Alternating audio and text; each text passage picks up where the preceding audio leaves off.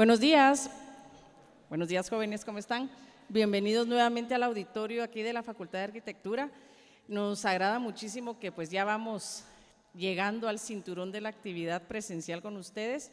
Vamos a tener el día de hoy la segunda parte de la charla de metáfora conceptual a cargo del doctor Raúl Monterroso. Y bueno, miren, el hecho de que estemos ahorita en el auditorio no quiere decir que no estemos en el aula académica, ¿verdad? Entonces, aunque tenemos ese gran espacio y estamos con el escenario, les queremos pedir que por favor tengamos esa interacción como la que se dio el día de ayer, porque quisiéramos saber de parte de ustedes al finalizar la actividad todas sus observaciones, preguntas y cuestiones que de alguna forma puedan complementar la charla del doctor Monterroso para saber que el mensaje quedó claro, ¿verdad? Entonces, como les repito, el hecho de que estemos en el auditorio no quiere decir que no sea un aula también, y esperaríamos que pues sí se dé bastantes preguntas de parte de ustedes, ¿verdad? Ahorita esta segunda parte que nos va a presentar el doctor Monterroso va bastante enfocada ya a ejemplos de aplicación, ustedes van a ver. Incluso ayer cuando estábamos haciendo el tour por el campus, les hicimos referencia de un caso específico del edificio de la Diga, ¿verdad? Entonces ahí se recuerdan de eso para cuando el doctor lo esté exponiendo. Y bueno, y todos los casos que él nos va a exponer, ¿verdad? Esperaríamos entonces que pues, el mensaje quede lo más claro posible y que por favor al final, o incluso, ¿verdad, doctor? Si en algún momento que el doctor está exponiendo les surge alguna duda, pueden levantar la mano y el doctor con mucho gusto les va a hacer las aclaraciones pertinentes, ¿verdad? Entonces, gracias, doctor. Lo dejo en el uso de la palabra. Gracias, doctora. Bueno, buenos días a todos. Qué bueno estar acá de nuevo con ustedes, como dice la doctora Fuentes. Tratemos de que no nos cohiba la formalidad del auditorio, ¿verdad? Y estas cosas espaciales que en vez de integrarnos, pues plantean a veces hasta divisiones entre nosotros. Pero para que sea más cómodo me voy a quedar acá. Eso sí, me voy a estar moviendo en el auditorio y por favor, con toda confianza, pueden levantar la mano y preguntar, ¿verdad? Bueno, el día de ayer tuvimos la primera parte, estuvimos hablando y reflexionando en torno a la crisis que vive la humanidad en la actualidad, una crisis que es ocasionada por un modelo económico, social y ambiental que ha caducado y que nos pide a nosotros desde la universidad pensar ideas de cómo poder contribuir desde nuestro ámbito de competencia, en el caso nuestro, la arquitectura, para poder transformar esa realidad. Entonces vimos y empezamos a platicar sobre una metodología de diseño que como colectivo Los Metafóricos hemos nosotros impulsado desde nuestra práctica profesional, pero también acá desde las aulas, desde la academia, ¿verdad? Entonces, el día de hoy vamos a darle continuidad a esta serie de reflexiones y vamos a iniciar con un breve recorrido sobre las herramientas de diseño. Yo sé que nuestros alumnos acá en Guatemala ya vieron esto, pero por cortesía también lo vamos a compartir con los estudiantes y profesores de Costa Rica para que ellos también estén manejando siempre las mismas herramientas metodológicas que nosotros vamos a utilizar. Entonces, habiendo dicho esto, es que es para allá.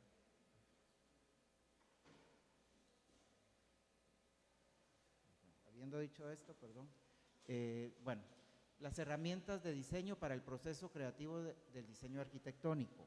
Entonces, las herramientas, si funciona esto, si no mejor siguiente. Ahí está. Las herramientas de diseño son útiles y facilitan el trabajo, hay que aplicarlas. Vamos a iniciar con algo súper importante. Hablábamos el día de ayer la necesidad de ordenar nuestras ideas utilizando un marco teórico, porque recordábamos que insistíamos en que la columna vertebral de nuestra disciplina es el diseño arquitectónico y como columna vertebral de nuestra disciplina es también donde se integran todos los conocimientos que van conformando todos los saberes en arquitectura. Pero como nosotros estamos en una universidad, es decir, recibimos un grado académico, tenemos que hacerlo de manera sistematizada, aplicando metodologías y sobre una plataforma científica, filosófica, ¿verdad? Entonces, cuando ya tenemos eso claro, ¿verdad? El día de ayer les compartí un modelo de pensamiento que es el que yo aplico, pero cada uno de ustedes puede aplicar el que quiera. La idea aquí no es que ustedes piensen como nosotros, sino que ustedes también aprendan a establecer esos modelos teóricos para que ustedes formen un pensamiento propio, un pensamiento objetivo y un pensamiento crítico de la realidad. Pero, digamos, la primera herramienta es cuando ya tenemos eso claro, es ponerlo sobre papel, ¿verdad? Ponerlo sobre papel porque ¿por qué un manifiesto? Nos permite ordenar nuestras ideas y llevarla a la acción a través de la propuesta de diseño. Es decir, vamos a ir ordenando eso que estamos pensando. No es nada nuevo. El manifiesto surge a finales del siglo XIX de las vanguardias de las artes, cuando ellos querían cambiar el paradigma de las escuelas academicistas y querían imponer otras ideas, lo cual es importante y necesario, y sobre todo en la universidad. La universidad no nos podemos quedar siempre con las mismas ideas, y el pensamiento tiene que fluir siempre. Si el pensamiento no fluye, es como el agua. Si el pensamiento no fluye, se estanca, se pudre y ya no sirve para nada. Entonces, aquí en la academia, a partir de estas actividades, de estos intercambios, de reflexionar, de fortalecer ese pensamiento crítico, vamos nosotros también haciendo esos debates y haciendo que los paradigmas cambien y que la dialéctica del conocimiento se vaya transformando. Entonces, como les decía, surge en los siglos XIX con las pandemias, pero después lo rescata un arquitecto que es el padre de la arquitectura contemporánea. Lo va a rescatar Rem Koolhaas cuando estaba haciendo su maestría en la Universidad de Cornell en Nueva York. Hizo otro libro que se llama Delirious New York, pero aquí en este otro libro que tenemos acá, que es XML y XL, que hace conjunto con Bruce Mau, que es un gran diseñador canadiense, que además de trabajar con Rem Koolhaas, ha trabajado también con Frank Gehry. Por ejemplo, Bruce Mau va a hacer toda la parte visual del Guggenheim de Bilbao. Entonces, ellos aplican esto de los manifiestos porque les permite aclarar sus ideas. Y como les decía, son instrumentos escritos, teóricos, pero que es importante que también tomemos conciencia de que no son las tablas de Moisés, pues no están escritos en piedra. Pueden ir cambiando, pueden ir variando. De hecho, el manifiesto de Bruce Mau se llama el manifiesto inconcluso. Ya lo vamos a ver ahorita. Es importante que al expresar esas ideas, una persona o un grupo de personas, como en el caso de nosotros, los metafóricos, ideas y convicciones, para accionar respecto a un problema o una situación. Estamos ante una crisis, tenemos que hacer algo, ¿verdad? Lleva la teoría a la práctica. Es decir, no podemos quedar solo en las ideas, solo en la teoría. Tenemos que aplicarlo en el ejercicio de nuestra profesión. Es un llamado a la acción. En el caso nuestro, como les comentaba, nosotros con Giovanna somos, además de esposos, somos socios y tenemos nuestro propio estudio de diseño. Y este es nuestro manifiesto, digamos. Creemos firmemente que el diseño en todas sus ramas puede contribuir a solucionar problemas y propiciar mejor calidad de vida para los seres humanos. Estamos conscientes de que somos parte de un ecosistema, por eso gestionamos las condiciones para activar procesos creativos y encontrar soluciones sistémicas a problemas complejos. Creemos que el diseño debe ser útil, pero también debe contar una historia, responder a demandas estéticas que a través de metáforas conceptuales vinculen con el contexto cultural, ambiental, sin olvidar la sostenibilidad y contribuir a regenerar el ambiente. Por eso, somos un espacio para potenciar la creatividad, laboratorio experimental, espacio de reflexión, difusión de ideas y herramientas de diseño aplicadas al proceso creativo, desde la referencia bibliográfica, el lápiz adecuado, hasta el mobiliario ideal para crear el ambiente perfecto. Nos apasiona trabajar con la gente, por eso nuestros procesos son participativos e incluyentes. y las puertas de nuestro estudio están abiertas para ser un punto de encuentro para comunidades creativas. Si se dan cuenta, tiene 1, 2, 3, 4, 5 párrafos. Un manifiesto no tiene que ser algo muy grande. Mientras más sintético es mejor, porque además tenemos que ejercitar una cualidad profesional que es necesaria y que también se ha olvidado, que es la capacidad de síntesis. La capacidad de síntesis es resumir todo a su más mínima expresión, pero sin dejar nada que conceptualmente es importante fuera. Entonces, ¿cuál es el manifiesto más corto de la historia en arquitectura? Jóvenes. No los de Guate porque ellos ya lo saben.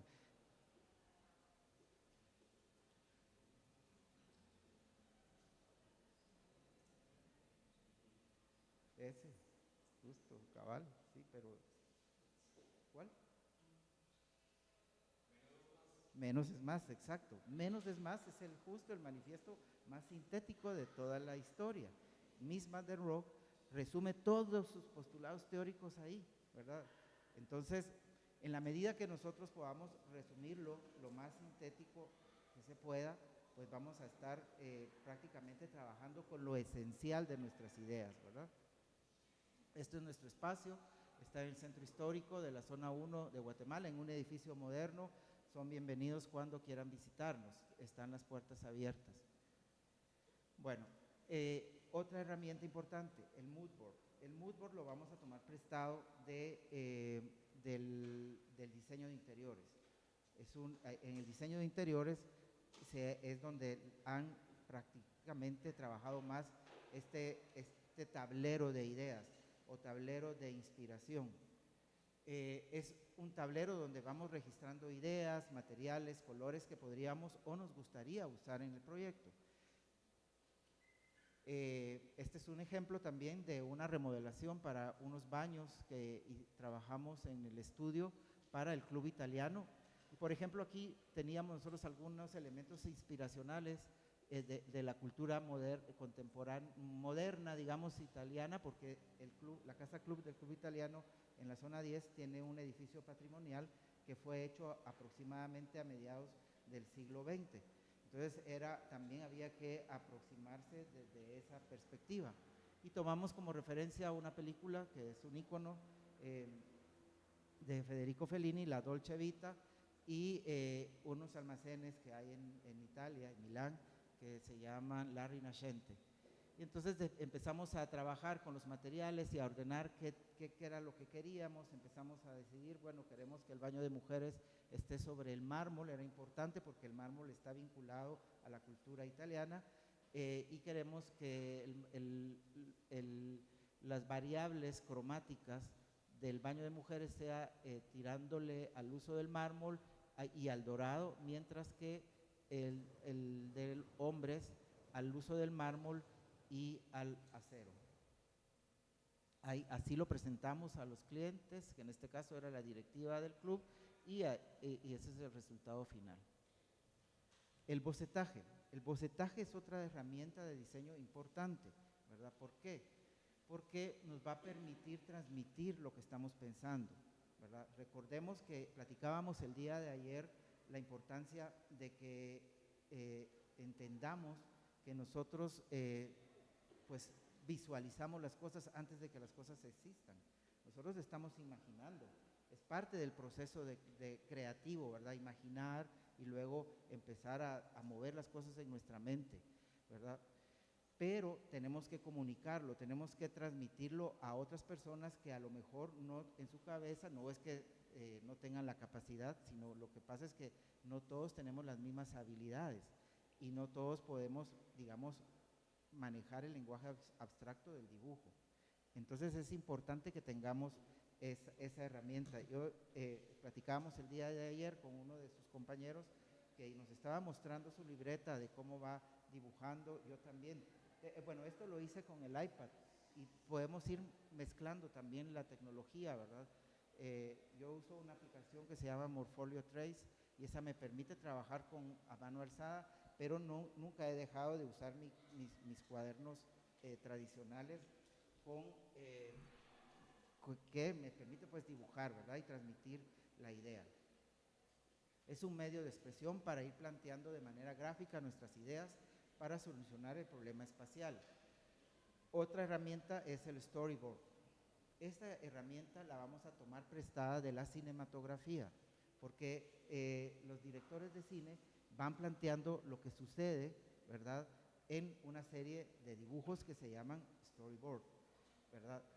Y es importante y que visualicemos también por qué el cine se relaciona con la arquitectura, porque en la cinematografía nosotros podemos captar el movimiento en el espacio, ¿verdad? Entonces, eso es clave, digamos, que nosotros tengamos esa oportunidad de ir registrando cómo me desarrollo, me desenvuelvo dentro del espacio y en el tiempo, ¿verdad? Porque ahorita estoy acá, luego va a haber una secuencia de movimientos que van a implicar tiempos, ¿verdad? Y que definitivamente se relacionan con el espacio también. Les recomiendo de nuevo, ya les recomendé la vez pasada, esta película, el Metrópolis de Fritz Lang, y lo importante de esta imagen también es porque en la cinematografía, cuando hacemos el storyboard, los protagonistas, como en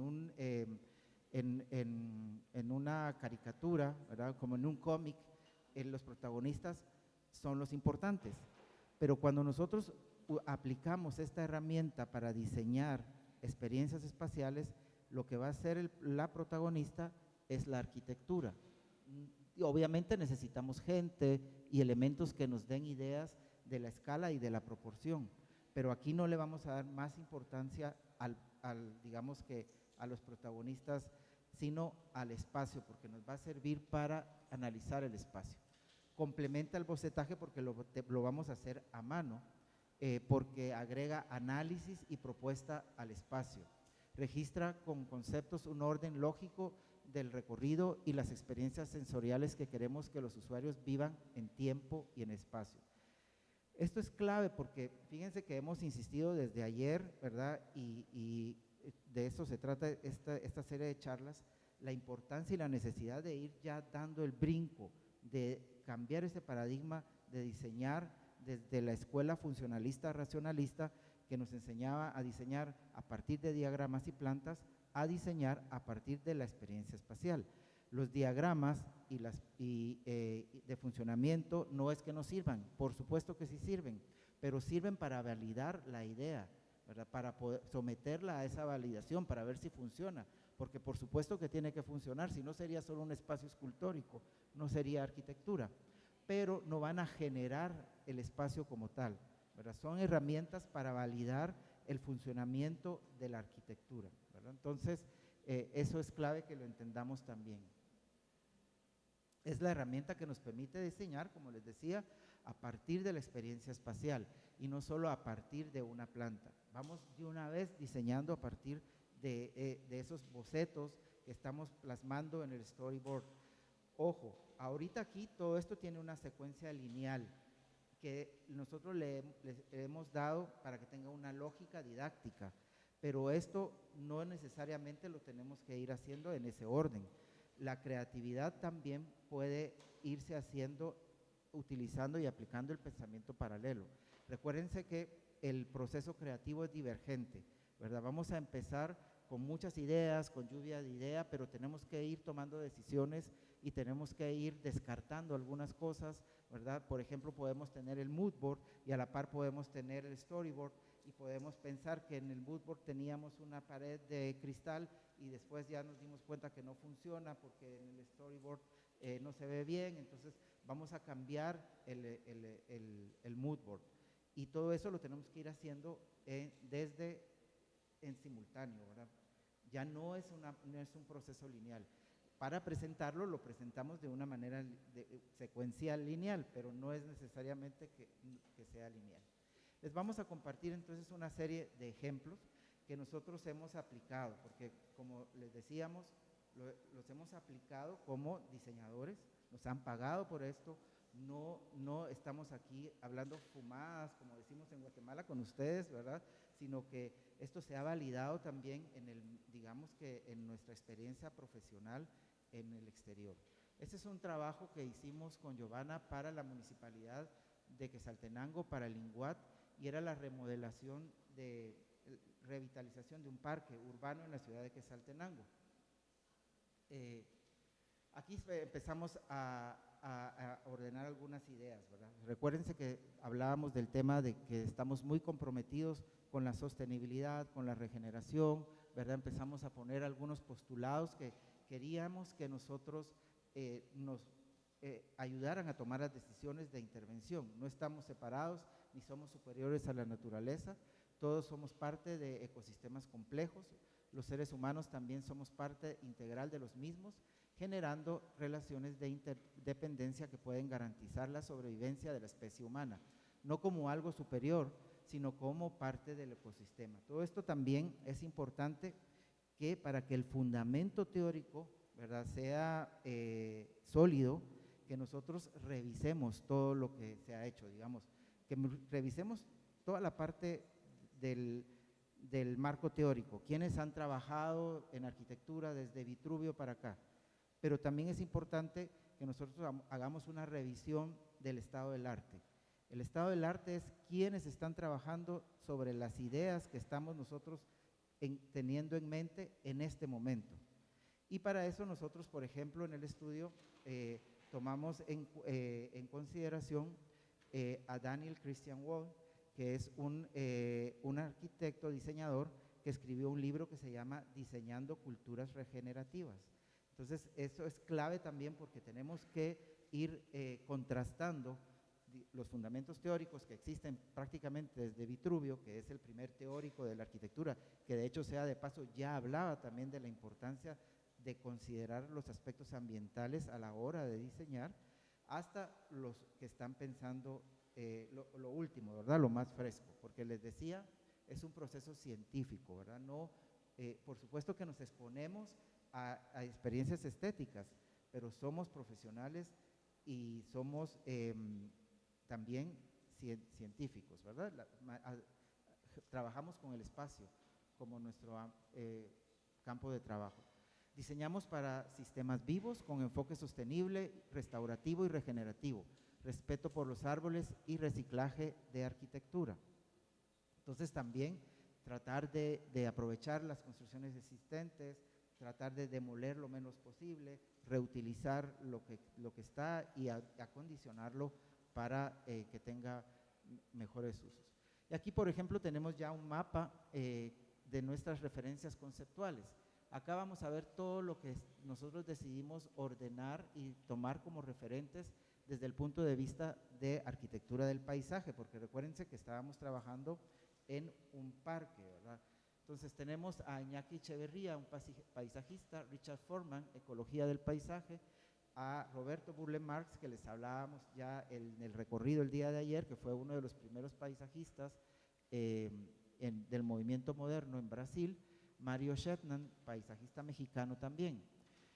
Y aquí estos referentes, porque era lo que nosotros le queríamos dar el enfoque a ese nuevo parque, que ese parque sirviera también para contribuir a los procesos de salud ambiental y de salud urbana en los espacios públicos. Eric Fromm, que generó el concepto de la biofilia, amor a la vida, y Quinn Lee, que genera también un concepto importante que se llama baños de bosque. Y aquí nuestros referentes en diseño, Daniel Christian Wall, que les decía, diseñando culturas regenerativas, y Bruce Mau, en su último libro que se llama MC24, que son los principales principios que Bruce toma para generar un cambio masivo, massive change, por eso se llama MC, en el diseño y en la vida. Entonces, aparte, un manifiesto nos puede servir, digamos, para tenerlo en la entrada del estudio, que refleja cómo pensamos y cómo nosotros queremos aplicar el conocimiento para transformar la realidad desde nuestro ámbito de competencia. Pero un proyecto puede tener también un manifiesto. En este caso, nosotros diseñamos el manifiesto para el Cerro El Baúl. Por ejemplo, soy vida, soy naturaleza, soy aire, lluvia, aves, ardillas, mariposas, soy bosque, soy salud, bienestar, somos familia, amigos, convivencia, somos buenos momentos, somos educación, deporte, arte y cultura. Juntos somos un ecosistema de esperanza, somos fe en el futuro. Y esto sirve también para que la gente vaya apropiándose del proyecto, ¿verdad? Con la idea de que obviamente todos estos procesos son resultado de reuniones con la gente de la municipalidad, reuniones con los vecinos, reuniones con los distintos actores, ¿verdad? Y entre todos vamos conformando estas ideas y nosotros como diseñadores pues ya les damos ese orden y esa lógica para poderlas transmitir. Este era el mood board del parque urbano que nosotros queríamos presentar. Por lo menos en Guatemala hay empresas como Corporación Multiinversiones, que es la empresa de desarrollo inmobiliario de la familia Gutiérrez, que son los dueños de Pollo Campero y todo eso. Ellos pagan hasta $1,000, $2,000 por un mood board, porque un mood board puede ayudar a que la respuesta del diseño sea mucho más efectiva y en el caso de los desarrolladores inmobiliarios, el proceso de venta sea mucho más rápido, ¿verdad? Entonces la recuperación de la inversión también es mucho más rápido y mucho más eficiente, ¿verdad? Entonces estas herramientas de diseño sí son útiles. Y aquí vamos también ordenando, también digamos aquí seleccionamos estas variables cromáticas. Recuérdense que ayer hablábamos de estos conceptos metafóricos, ¿verdad? Que era nuestro referente, lo que nos inspiraba, ¿verdad? Lo que íbamos a usar para poderlo aplicar después ya traducido a un principio espacial arquitectónico. Y en este caso nosotros usamos esta indumentaria tradicional de la región de Quetzaltenango, pero no el tejido en sí, sino seleccionamos los colores.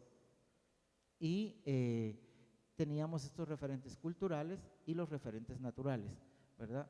Para generar metáforas conceptuales a partir de variables cromáticas que evoquen esos referentes, ¿verdad? Podemos utilizar las variables cromáticas como referentes también.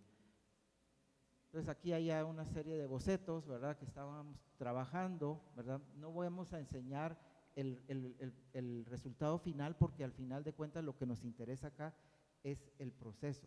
A veces tiramos a la basura todo el proceso cuando el proceso es lo más importante de un proyecto. Vamos a pasar ahorita a otros proyectos de aplicación. Entonces, aplicación ya de la metáfora conceptual.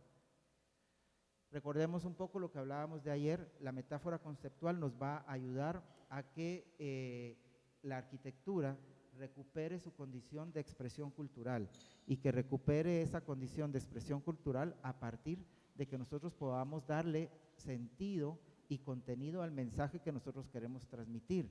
Pero para eso es importante, obviamente, que entendamos que la comunicación para el diseño participativo es importante. Tenemos que tener mucho contacto con nuestros usuarios, con nuestros clientes, ¿verdad? Recuerdo las anécdotas, por ejemplo, del arquitecto Américo Giraca, que él decía que él se iba a vivir hasta 15 días con las familias que lo contrataban para que él diseñara sus casas, pero ese intercambio vivencial realmente le permitía a él conocer directamente a sus usuarios. Entonces esto lo platicamos el día de ayer, platicábamos también ayer de que todos estos recursos lingüísticos aplicados a la arquitectura, ¿verdad?, nos permiten irle dando contenido a lo que nosotros queremos expresar, pero que tenemos que tener mucho cuidado porque esas líneas de división son bien finas, son bien sutiles, ¿verdad? Todos estos recursos lingüísticos pertenecen a esa gran familia, ¿verdad?, de la expresión en arquitectura y hablando de lingüística. Pero tenemos que tener cuidado y nosotros tenemos que ir midiendo hasta dónde queremos hacerlo más profundo o menos profundo, hasta dónde queremos que sea metafórico o abstracto o hasta dónde queremos que sea simbólico. Lo que veíamos el día de ayer, lo que sí no queremos es que sea figurativo, ¿verdad? Porque no queremos casas retretes ni edificios canastos, ¿verdad? Entonces, este fue un ejemplo que trabajamos en urbanística, taller del espacio público de la Municipalidad de Guatemala, cuando yo tuve la oportunidad de ser el subdirector de diseño. Digamos que aquí, por ejemplo, el referente metafórico esta es la Plaza Joaquín Orellana, dedicada al maestro Joaquín Orellana, un músico importantísimo en Guatemala. Vive cerca de esta plaza en el centro y se le hizo esta remodelación de la plaza. El referente son estos útiles sonoros, como él le llama, que son instrumentos musicales contemporáneos, pero hechos con base a referencia de instrumentos tradicionales, como la marimba, por ejemplo, ¿verdad? Joaquín Orellana estudió en 1963 en el Conservatorio Torcuato Di Tella en Buenos Aires y fue uno de los primeros músicos electrónicos en América Latina. Entonces él realmente hace toda esa interpretación de lo tradicional a lo contemporáneo desde hace muchos años en música, y nosotros tratamos de hacerlo en arquitectura. Entonces, para la remodelación de su plaza, tomamos como referente estos elementos que son las teclas de la marimba, ¿verdad? El área de pauta, ¿verdad? Se recuerdan que hablábamos el día de ayer que el área de pauta es donde vamos a aplicar los referentes, pero ya traducidos al lenguaje arquitectónico. Aquí lo que tenemos es una serie de planos, ¿verdad? Unos planos seriados que en repetición pues forman la banca, ¿verdad? Que está inspirada en las teclas de los útiles sonoros. Y este juego infantil estaba inspirado ya en la forma del útil sonoro del maestro Joaquín Orellana. Veamos otro ejemplo. Este lo trabajamos hace ya casi como 20 años, por eso ven que todavía está a mitad pie, mitad caballo, ¿verdad? En la perspectiva, obviamente los bocetos están hechos a manos, elaborados por nosotros en el estudio. Era un centro cultural para las Verapaces en Cobán, y la idea aquí pues era también interpretar esas experiencias espaciales, pero desde la perspectiva contemporánea. Tenía 2 niveles, una gran plaza al centro, una plaza con patio central. Ahorita les digo por qué. Porque lo que queríamos era precisamente hacer esa evocación de las casas coloniales que están en el centro histórico de Cobán, pero desde otro punto de vista. Es decir, conceptualmente sí tenemos aquí el patio central, pero tenemos el elemento de circulación como área de pauta. Este corredor, que evoca este corredor, pero que ya no es este corredor, ¿verdad? O sea, metafóricamente es el corredor, ¿verdad? Pero es diferente, siempre está cumpliendo con una función de interconexión espacial, pero como lo ven acá, pues ya es totalmente distinto. Este era un mural elaborado con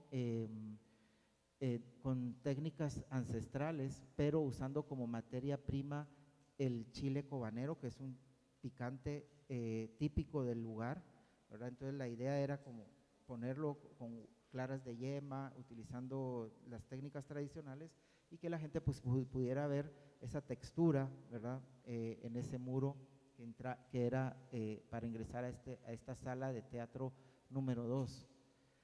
Y luego en el exterior también decidimos retomar un referente a partir de la cerámica, porque ahí se trabaja en Rabinal, que es una localidad muy cerca de Cobán, una cerámica propia de esa región.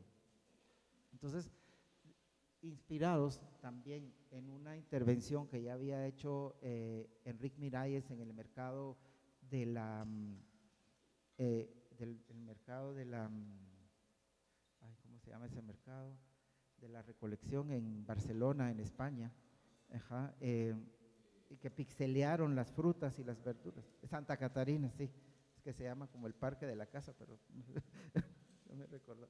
En el mercado de Santa Catarina de Enrique Miralles y Carmen Pinós, nosotros aplicamos la misma técnica, ¿verdad? De pixelear, pero lo que pixeleamos fue el cuello de la indumentaria local, ¿verdad? Que usan las mujeres cobaneras. Entonces nos dio como resultado esto, y la idea era que cada una de estas piezas las fabricaran los artesanos de ahí de de este pueblo que de Rabinal, como les decía, ¿verdad? Para formar este mural que evoca metafóricamente esto, ¿verdad? Luego, lo que veníamos comentando el día de ayer también, la importancia del patrimonio moderno.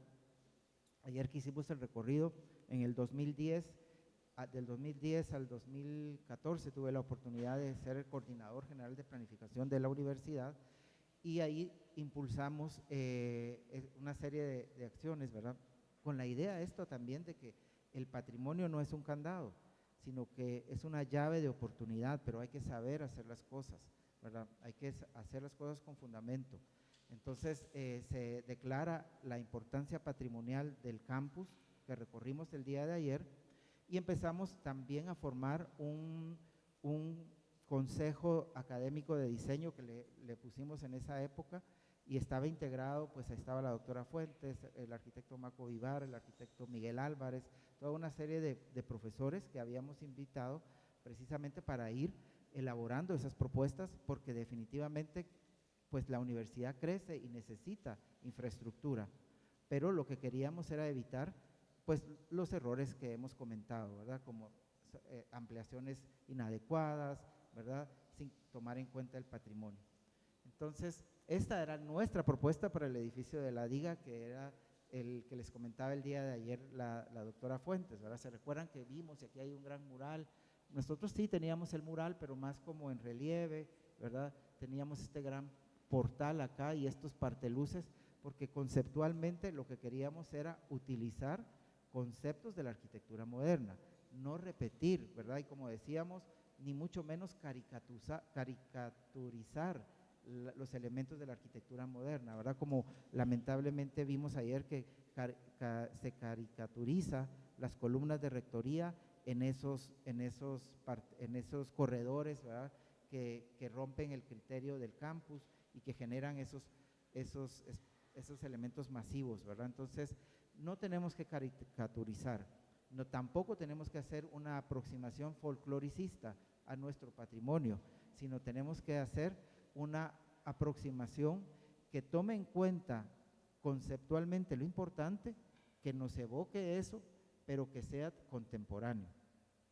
Nosotros acá, por ejemplo, vieron el monumento que estaba en el centro, que les comentaba la doctora, este gran portal acá era el que iba a llevar los nombres de las víctimas de universitarias en Acero Corten, ¿verdad? Y digamos, y en concreto, ¿verdad? Aplicando de nuevo los principios fundamentales de la arquitectura moderna. Esta era otra intervención para una ampliación en un edificio en el S8, en el área social, también de nuevo aplicando criterios, conceptos, ¿verdad? ¿Cuál era uno de los conceptos que caracterizaba la arquitectura moderna? La integración de la plástica. Entonces queríamos de nuevo, pues orientado adecuadamente, ¿verdad? Sin necesidad digamos, de ponerlo donde no debe de ir, ¿verdad? Las orientaciones adecuadas, un muro cortina donde debe ir un muro cortina, un corredor adecuado, ¿verdad? Con sus columnas como las que vimos el día de ayer, ¿verdad? Y la integración plástica también para evocar esa modernidad, pero con un lenguaje contemporáneo.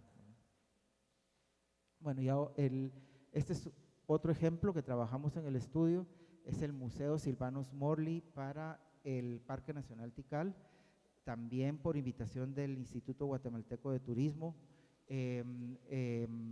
La idea de esta pieza arquitectónica era que tenía que llevarse toda desarmada y construirse en el parque, porque además el parque es patrimonio natural y cultural de la humanidad. Es el primer sitio declarado por UNESCO Patrimonio Natural y Patrimonio Cultural.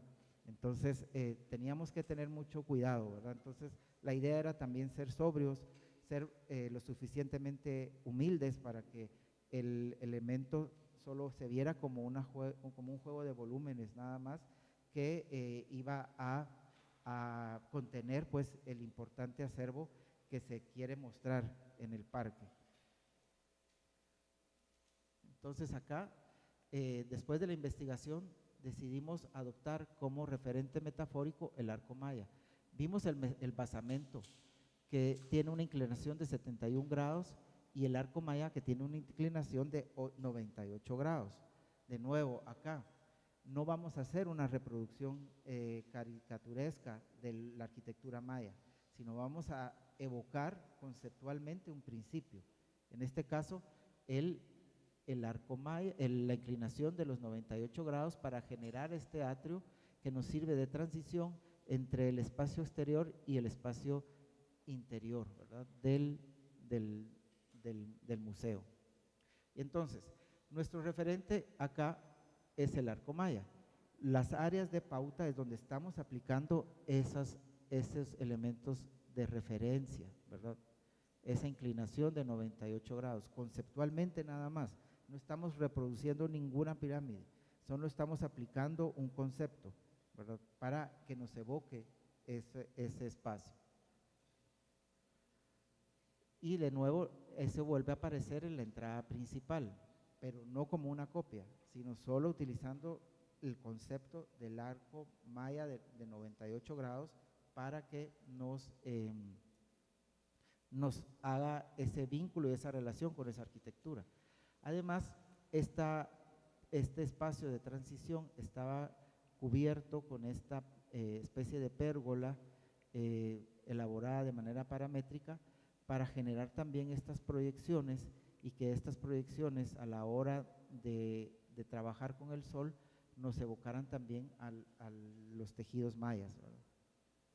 En el interior también integración de arte contemporáneo, también siguiendo la tesis de la arquitectura moderna, con influencia con artistas contemporáneos, ¿verdad? Como en este caso Sandra Monterroso, que es mi hermana, que nosotros pues tenemos una gran componente mestizo en nuestra familia. Entonces, como para decir también que esa cultura aún está viva con los mayas contemporáneos, pero también está viva y presente en nuestro mestizaje, ¿verdad? Y esta era la otra intervención propuesta, era de este artista contemporáneo, Marlon Barrios, sí. Este es el mural que hizo él para el proyecto, estaba en el patio interior, ¿verdad? Aquí trabajamos, es importante también que se trabaje de la mano. Recuérdense que cuando el arquitecto trabaja solo y después, se introduce en las obras de arte, ya no es incorporación de la plástica, porque se está integrando posterior.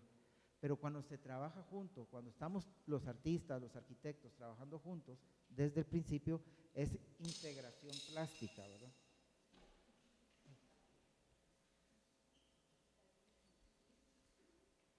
Ahí sí podemos hablar de integración plástica, cuando trabajamos juntos. En esa oportunidad se trabajó también todo el sistema de identidad gráfica, tomando en cuenta también los elementos metafóricos, ¿verdad? Para que fueran parte de la señalética y de toda la identidad del museo.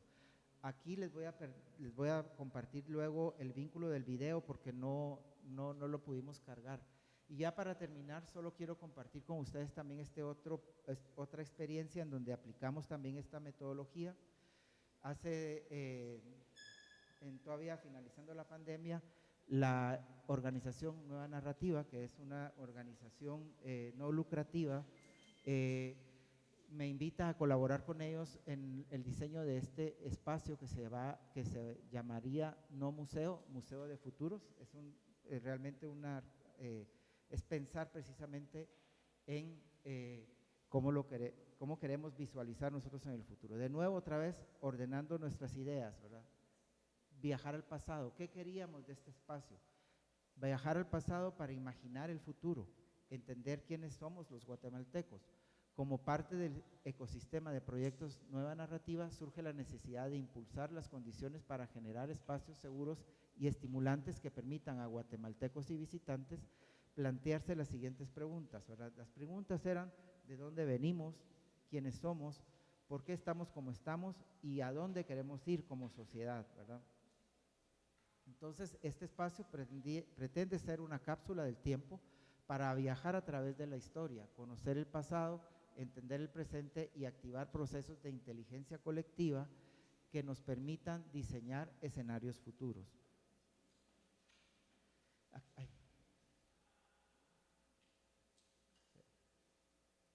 Ahí es que es para allá. Perdón, ahí está. Ya está.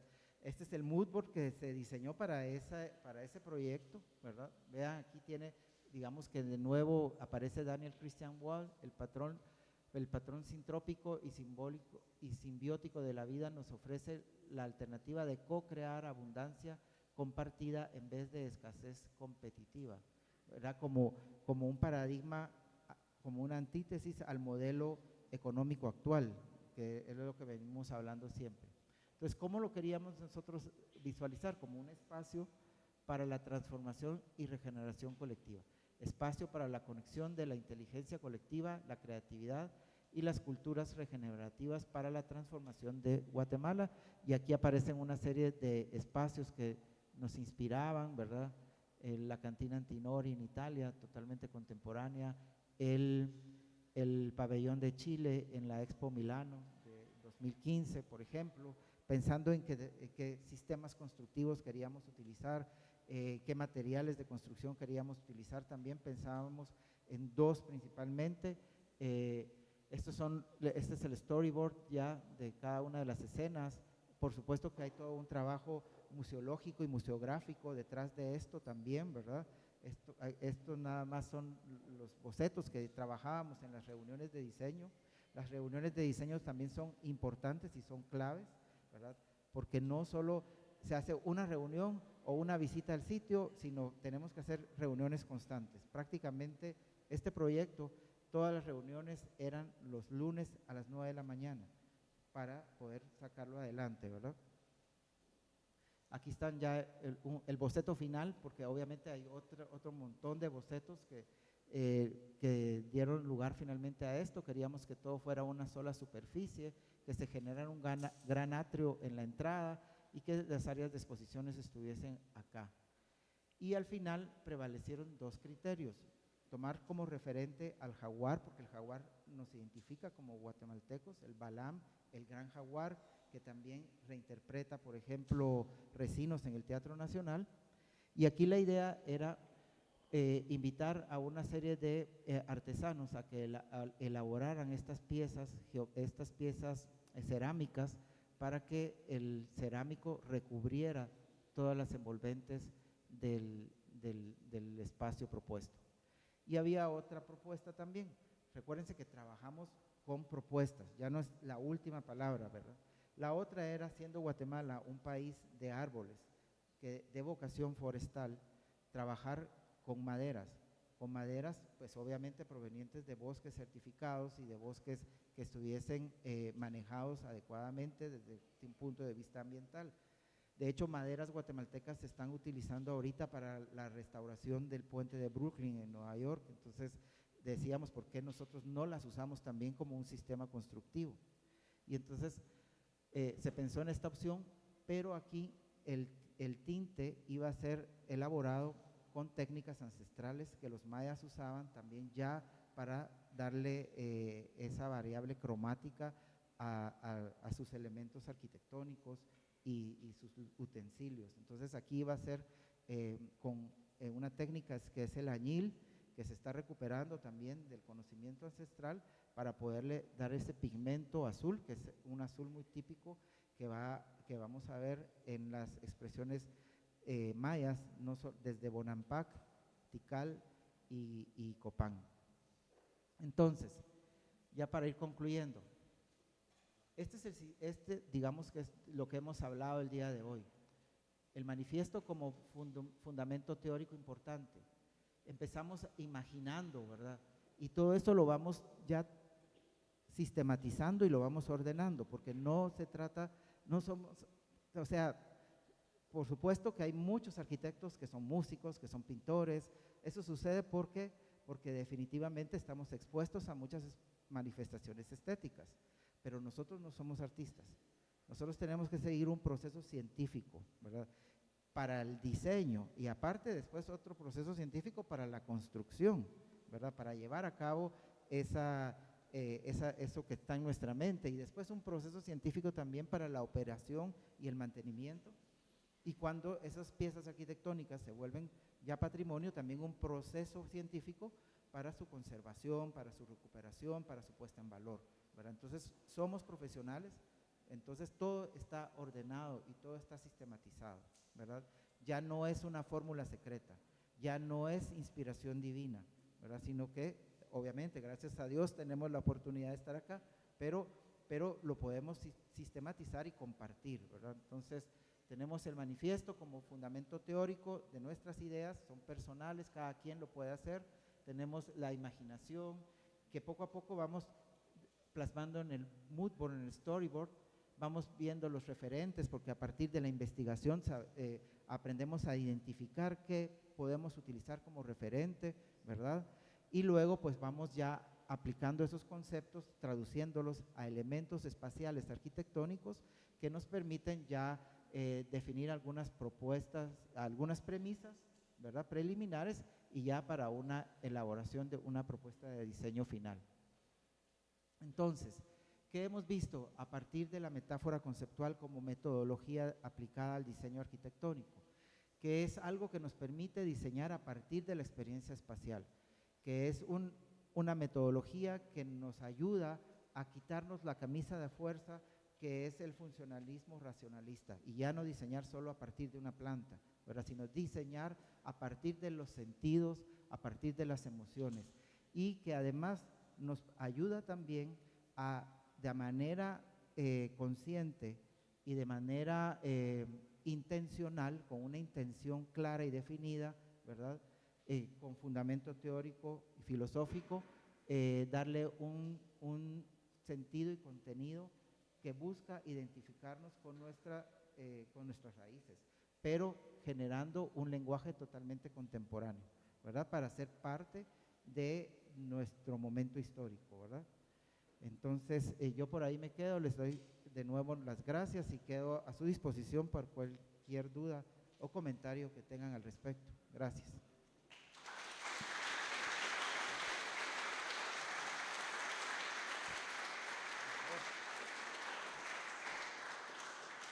Gracias. ¿Dudas, comentarios?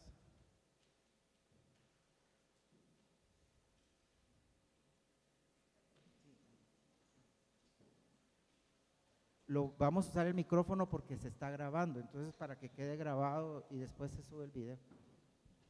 Tal vez es una más breve, pero quería nada más consultar específicamente respecto al storyboard, cómo fue en ese proyecto que nos mostró como los bocetos, creo que se veían como en un papel amarillo o algo así. ¿Cómo funciona esa reunión donde ustedes explican el storyboard? ¿Se imaginan como el espacio, cómo se experimenta paisajísticamente hablando, las tramas, y de ahí sale el boceto? ¿O es como ideas sueltas que luego se van haciendo una espacialidad, digamos? Gracias. Sí, bueno, todo es parte del proceso. En las reuniones nosotros obviamente vamos apuntando, vamos tomando nota, algunas notas son escritas, algunas notas son ya de una vez bocetadas, ¿verdad?, para ir con los usuarios, con los clientes, con las personas que están en la reunión, registrando las intenciones que cada uno de ellos tiene. Si ustedes se fijan en esos bocetos, por ejemplo, solo aparece, digamos, digamos, una intención de lo que pudiera ser el espacio. Ahorita no hemos visto ni siquiera ningún plano constructivo, no hemos visto ni una planta, solo hemos visto ideas de experiencias espaciales que podemos tener y que podemos generar, ¿verdad? La idea al final de esta metodología es que nosotros realmente seamos esos traductores de esas intenciones, de esas aspiraciones y que tiene la gente, que tienen los usuarios, y que la idea no solo surja de nuestra mente, sino que surja de ellos, y que nosotros lo traduzcamos a un lenguaje espacial, que lo traduzcamos a experiencias espaciales, ¿verdad? Gracias.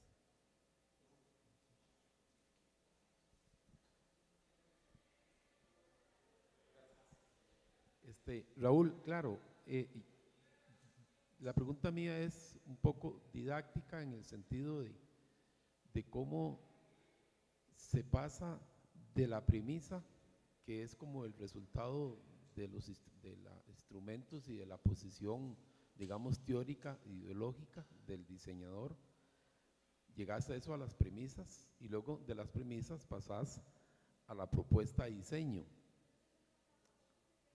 Es decir, si hiciéramos un experimento y ponemos a varios grupos a hacer esas mismas premisas, esas mismas metodologías, al final los resultados pueden ser diferentes, evidentemente, porque son razones, pero no, digamos, concretizan toda la totalidad del proceso de composición, por ejemplo, porque tienes muchas ideas, pero a la hora de plasmarlas hay un proceso compositivo que las une en armonía. Y esa parte es precisamente el vacío que existe entre todas estas razones que sostienen la idea y las intervenciones también personales, que son emocionales, pero también las intervenciones de oír al usuario o a la cultura, a la economía, al contexto en general, físico también y ambiental. Pero todo eso entra digamos, como en una lavadora, diría yo, ¿no? Que da vueltas y vueltas y luego saca un producto que tiene que tener una composición. Ahí es donde, digamos, se destruyen muchos paradigmas, porque depende de si esa composición es digamos, de una arquitectura más formal o de una arquitectura más revolucionaria, por ejemplo, de constructivista. Entonces la manera en que vas a apilar todo eso resulta diferente. Ahí es donde, digamos, hay controversia, diría yo. Entonces, ¿qué opinas, digamos, de ese vacío entre la premisa y la manera en que revolver la ensalada para sacar el producto? Sí, qué bueno que sacas el tema, porque eso realmente nosotros lo trabajamos en el seminario, pero cuando abordamos el tema de todos los conocimientos adquiridos. Y, por ejemplo, acá les decimos a nuestros alumnos que ahorita tienen que desempolvar todos sus cuadernos de fundamentos del diseño, porque ahí es donde ellos van a empezar a traducir desde el punto de vista espacial, cuando organizan el espacio, por ejemplo, aplicando criterios de organización espacial, lineal, radial, agrupado, etcétera. Todo lo de Edgar T. White, ¿verdad? Análisis, todavía no de la forma, pero más de la organización del espacio, ¿verdad? Porque realmente lo que queremos quitar del lenguaje es forma, función. Eso son palabras prohibidas ahora para nosotros. Entonces, pero sí hablamos de organización espacial, de generar experiencias espaciales, y sí, definitivamente tenemos que rescatar todos esos conocimientos, porque definitivamente el espacio tiene que estar organizado de alguna manera, tomando en cuenta algún criterio de organización espacial. Y luego también, para que el referente no sea interpretado de manera figurativa ni simbólica, pues tenemos que interpretando, aplicando principios fundamentales de diseño. Entonces, ahí sí todo el tema de Lucius Wong, todo lo que se recuerdan ustedes, ¿verdad? De positivo, negativo, todo eso nos va a ayudar, porque nos va a ayudar a, digamos, si queremos reinterpretar una textura y la traducimos a elementos geométricos, y queremos ver qué es lo que vamos a aplicar ahí, ¿verdad? Entonces ahí lo hacemos ya aplicando principios fundamentales de diseño. Pero en la primera parte, en la parte de la organización del espacio, tenemos que aplicar criterios, ¿verdad? Criterios fundamentales de orden, porque como hablábamos la vez pasada, los aspectos estéticos, si bien ahora ya no se pueden solo reducir a lo que es bello y lo que es feo, que digamos era lo que los griegos de manera canónica nos legaron, ¿verdad? Nos legaron, pero no quiere decir que ya no existan, ¿verdad? La gente siempre se siente bien, la gente se percibe bien, se siente de manera cómoda y confortable cuando percibe un orden en el espacio. Entonces, por eso siempre, aunque no sea evidente, siempre los tenemos que seguir aplicando. Por eso nosotros, digamos, retornamos a la aplicación de los fundamentos del diseño cuando queremos nosotros, digamos, ya empezarle a hacer ese brinco que tú decías, ¿verdad? Entre todo esto que estamos hablando y empezar a hacer ya las composiciones, solo que ya no las hacemos en planta, ahora sí no las hacemos en espacio utilizando el storyboard.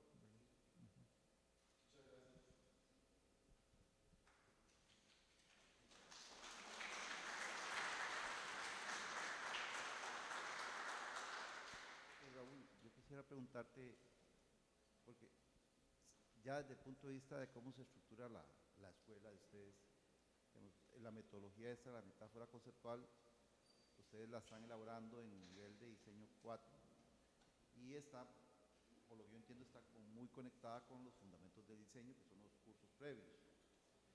Pero digamos, el enlace o la continuidad de esta metodología se sigue logrando en los niveles superiores o empiezan a ver ya que se empieza a diluir esta cuestión y el estudiante empieza a perderla.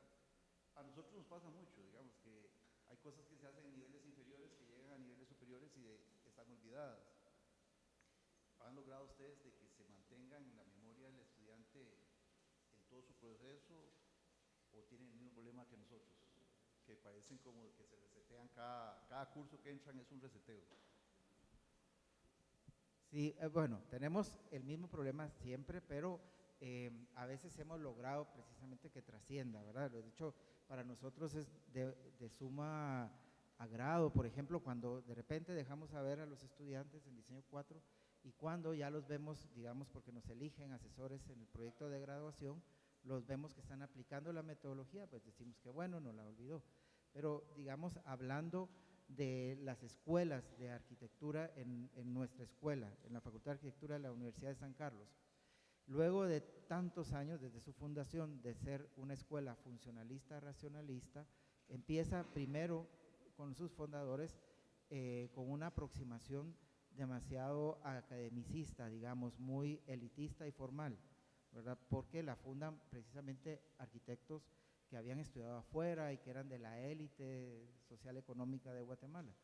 En 1972 hay un parteaguas, ¿verdad? Hay un congreso de CRAC, de recreación de arquitectura. Se piensa, porque pensaban que la arquitectura no era solo para las élites, y con justa razón, la arquitectura es para todos, no solo es para las élites.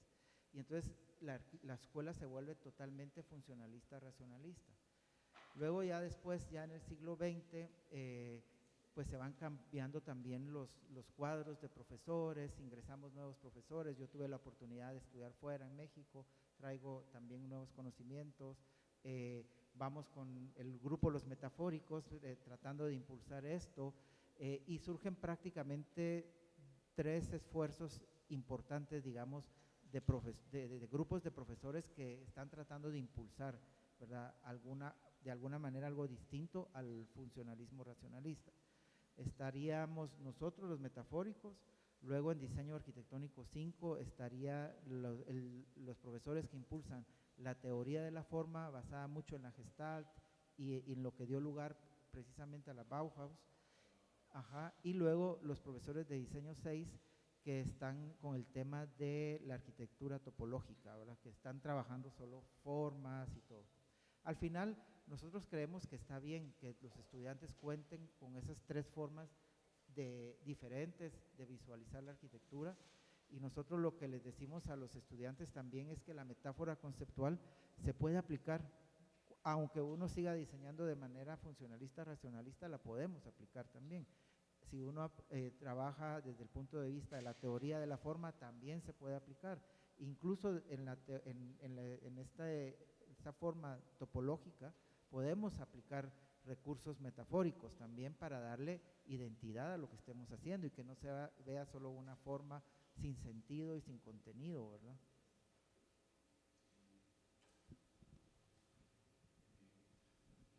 ¿Alguien más?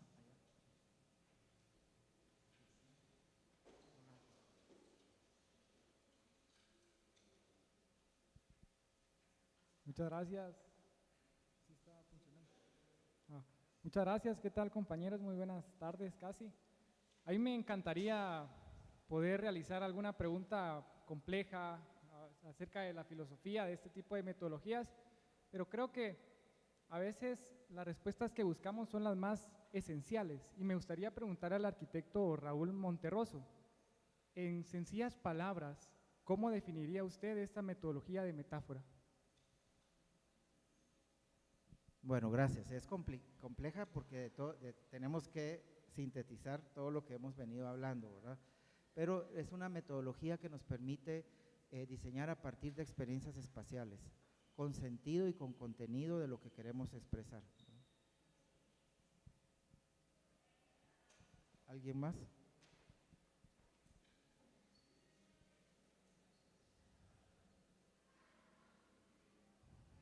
La idea es también devolverle a la arquitectura, como hemos venido hablando, ese sentido cultural, ¿verdad? Que la sociedad entienda que la arquitectura es una expresión cultural y que la necesitamos como seres humanos, ¿verdad? Para que, como decíamos el día de ayer, los arquitectos recuperemos ese rol protagónico en la sociedad, ¿verdad? Que la gente nos necesite como necesita a los abogados, a los médicos, ¿verdad?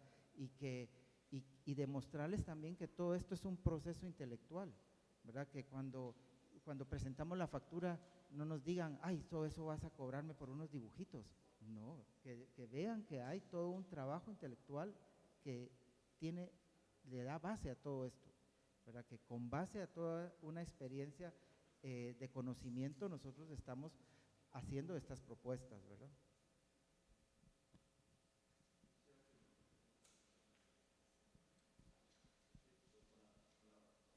La pregunta que hizo el estudiante, ¿cómo te llamas? Disculpa. El estudiante que hizo la pregunta hace un ratito. ¿Sí? ¿Cómo te llamas? Ah, David.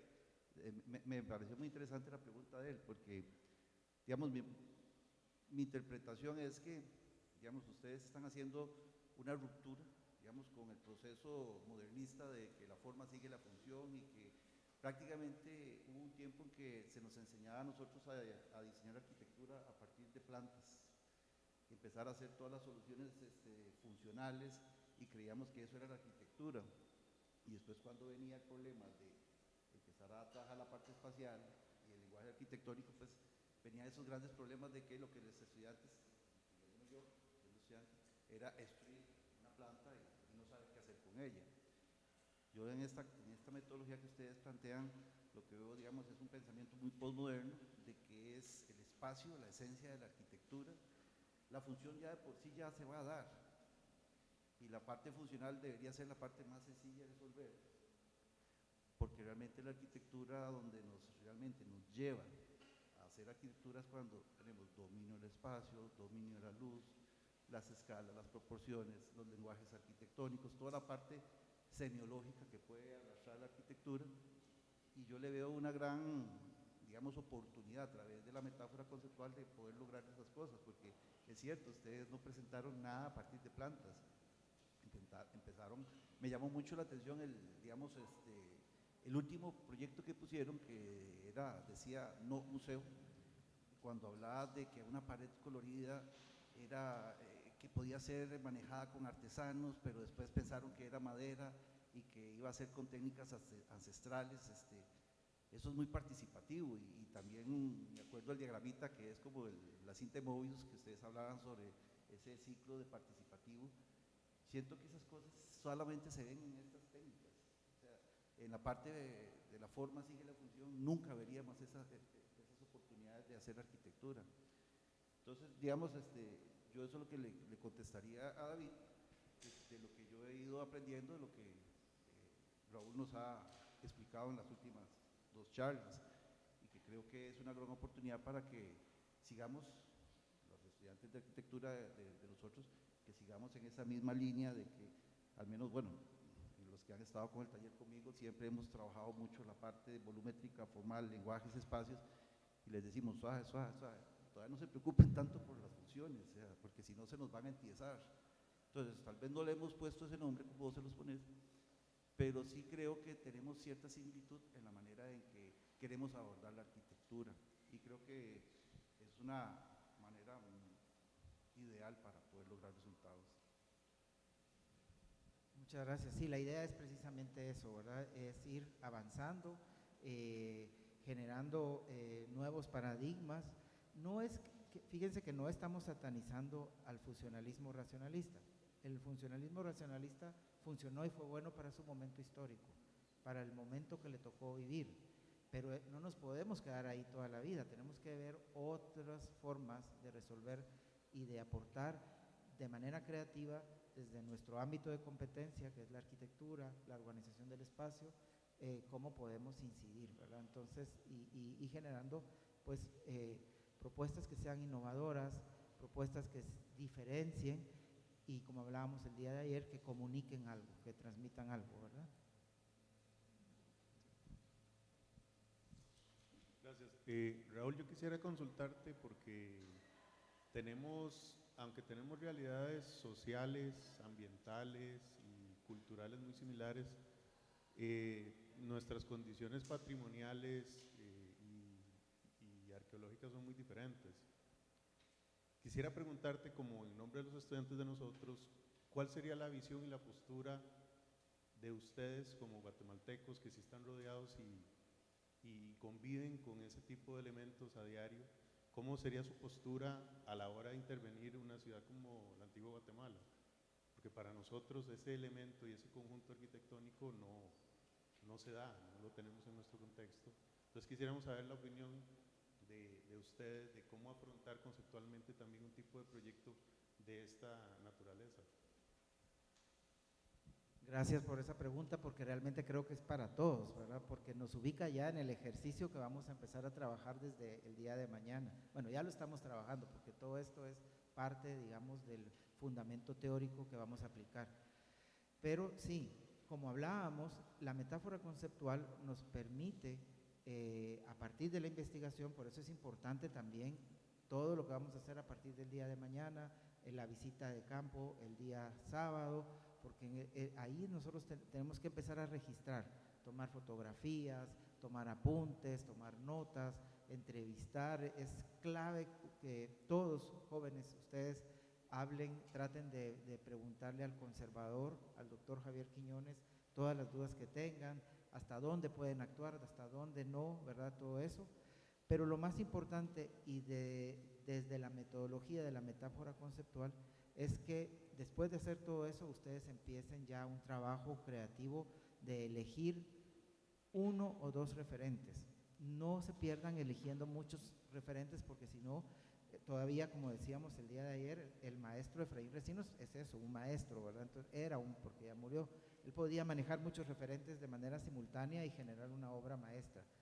Pero nosotros estamos empezando, ¿verdad? Tenemos que ir poco a poco de manera que podamos digerir la metodología. Entonces, yo les sugiero que encuentren uno o dos referentes, que puede ser formal, puede ser materiales, puede ser cultural también, algún color, algún elemento que ustedes identifiquen del lugar, y que luego empiecen también a trabajar evaluando y explorando de qué manera ustedes lo pueden traducir ya al lenguaje espacial arquitectónico, para no hacer, digamos, una interpretación que caricaturice la expresión arquitectónica de la colonia, ¿verdad?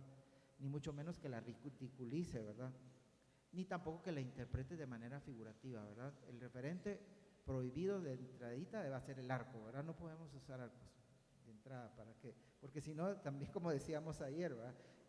Hicimos un ejercicio con una bicirruta en Amatitlán y el referente es la bicicleta. No, tenemos que pensar en referentes que no sean evidentes, ¿verdad?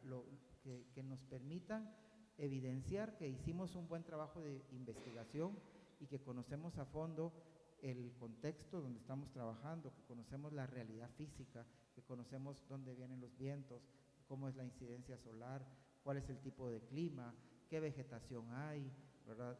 Y además que conocemos para quiénes vamos a trabajar. Recuérdense que estamos trabajando en un contexto histórico que es la Antigua, por supuesto que tiene su realidad, pero la Antigua es el sitio turístico más visitado de Guatemala. Entonces también vienen turistas, o sea, nuestros usuarios van a ser no solo los habitantes de la ciudad, es una ciudad viva, ¿verdad? Que no es un patrimonio, digamos, como Tikal, que es solo para contemplar, o como Pompeya, por ejemplo, en Italia, que quedó así en el tiempo y así se quedó. La Antigua es una ciudad viva, es patrimonio de la humanidad, pero está viva.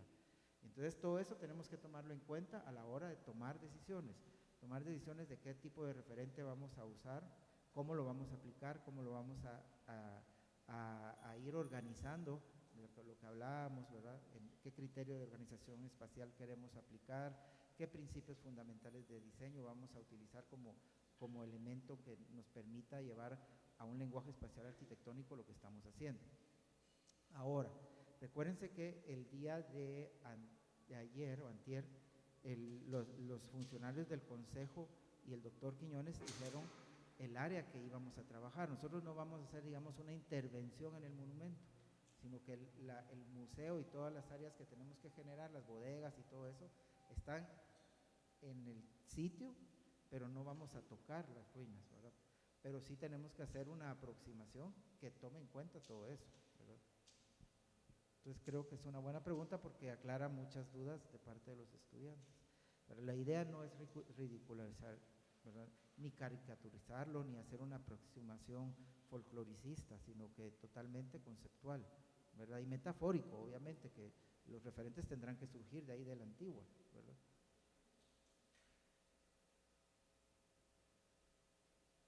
¿Alguien más?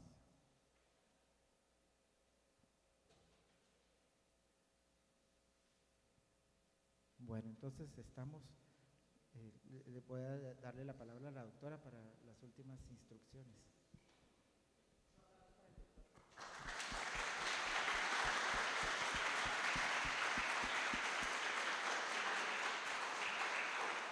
Bueno, agradecemos enormemente al doctor Monterroso por estas 2 charlas que nos dio. Siempre nos da cátedra y que nos encanta porque siempre la está actualizando.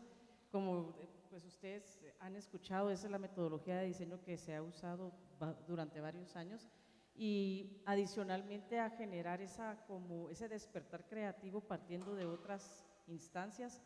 La metáfora conceptual también nos va a ayudar a ustedes a tener un discurso de defensa teórica de su proyecto, ¿verdad? No se van a sacar de la manga el resultado, sino que como va acompañado de cierta conceptualización el proceso gráfico, cuando les toque presentar el proyecto, pues ya tienen ese fundamento teórico de defensa o la argumentación que nosotros tanto les pedimos, ¿verdad?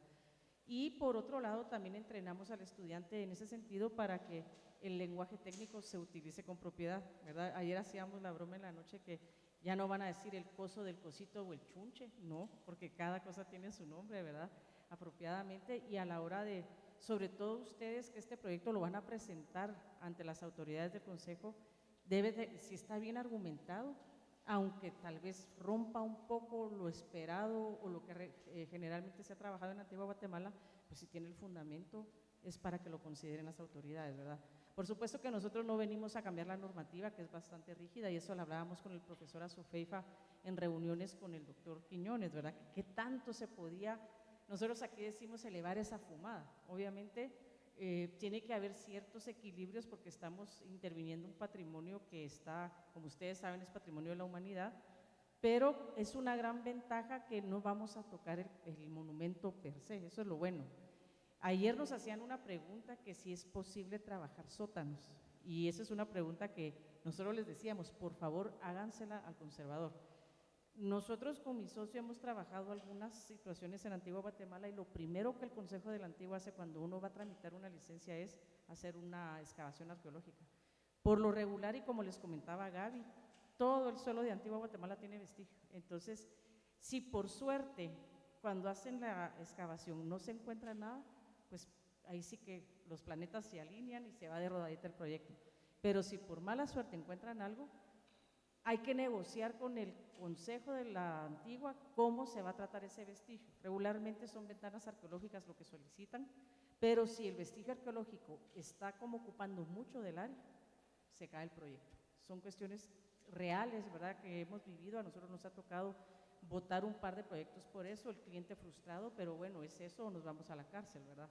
Entonces, en ese sentido, yo les estoy contando esto porque mañana que vamos a estar con el conservador, mañana y el sábado, ¿verdad?, porque no todos van a estar mañana, atáquenlo a preguntas y de verdad, sobre todo el tema de qué tan flexible puede ser esa normativa para que entonces sus intervenciones sean más asertivas.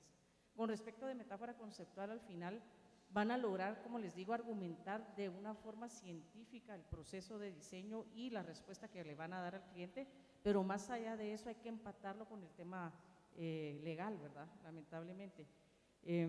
Yo creo que en algún momento, por estar el Templo de la Recolección básicamente en el área de la periferia, yo tengo la esperanza que tengamos más flexibilidad, ¿verdad? Pero son deseos míos, no es que así vaya a ser, y por eso los insto, incluso a todos, ¿verdad?, que se organicen con ciertas preguntas para que cuando estemos con el doctor Quiñones, ustedes, pues que él no se sienta aturdido y en orden él nos va a estar contestando a todos, ¿verdad?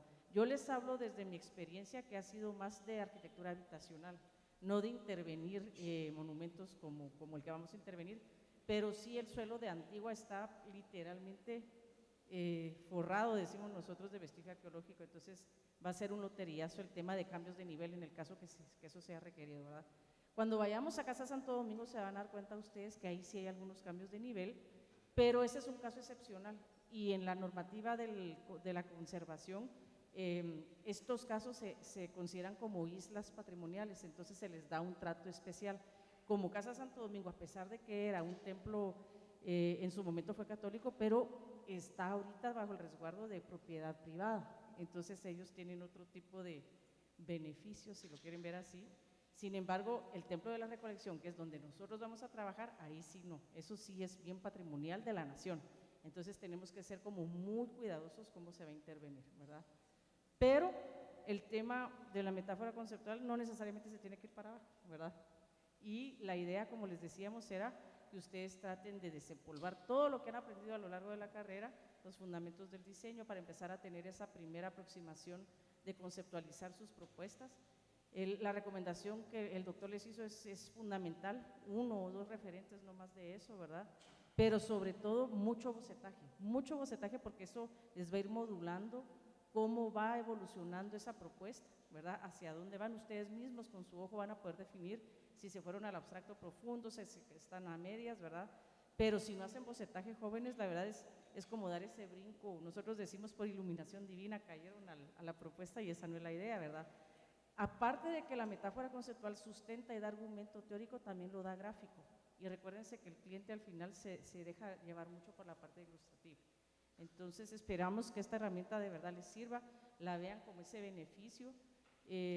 Yo les decía al inicio del seminario que para nuestros estudiantes es un requisito que tienen que aplicar, ahí sí que obligatoriamente porque es el contenido, el plato fuerte del curso. Para los costarricenses, pues ustedes dirán, ¿verdad?, si lo toman o no lo toman, pero esperaríamos de verdad dejarles ahí la semillita para esta metodología y pues estamos ansiosos de ver sus respuestas, ¿verdad? ¿No tienen ninguna pregunta? Y a mí solo me queda felicitar nuevamente al doctor Monterroso porque, como les digo, es una cátedra increíble la que él siempre nos da, siempre aprendemos cosas nuevas, gracias doctor. Aparte que no solo está dando, el doctor, para los que no saben, él no da clases en la mañana, pero está dando de su tiempo de la calle para estar con nosotros, entonces es un doble mérito para él. Muchas gracias, doctor.